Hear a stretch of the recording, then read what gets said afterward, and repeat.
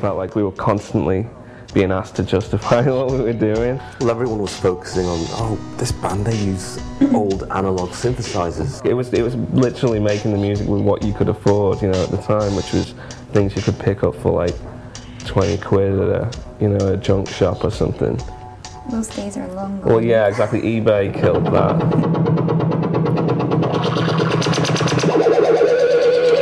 We all got together in Liverpool.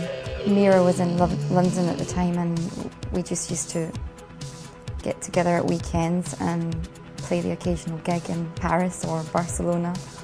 Anywhere but London.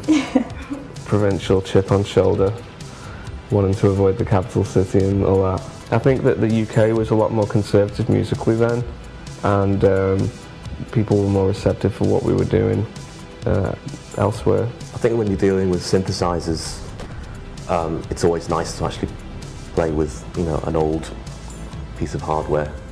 Not just for like retro's sake, for actually restoring the basic principles of synthesis. Attack, decay, sustain, release, oscillation, modulation. These are the founding principles of synthesis.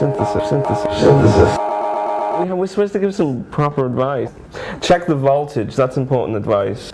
So yeah, so practical advice. Workshop. Synthesis workshop. These are the two synths that I kind of mainly play, and this is my favorite one. It's a KORG MS-20 analog synth from sometime in the late 70s.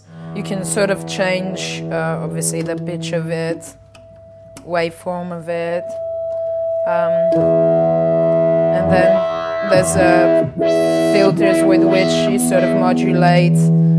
You assign how much. It's kind of, it's quite good for sort of getting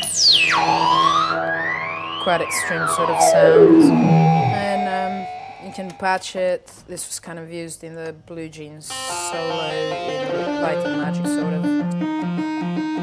I put it through a couple of effects pedals usually. There's like a reverb sort of.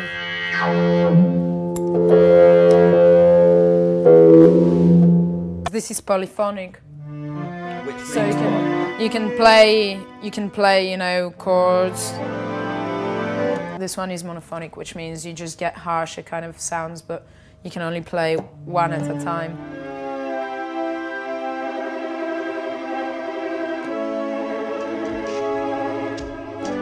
When we started, we didn't want to sound like anybody else. I don't think we do sound like anyone else. I think with the last album, Witchiner, we kind of found our sound a bit more. Suddenly it became just easier just to have a synthesizer in the band, and the stigma was removed. That's what I was going to say. Yeah, we had to fight those wars. We had to make a bright, safe electronic future. A bright, safe electronic future.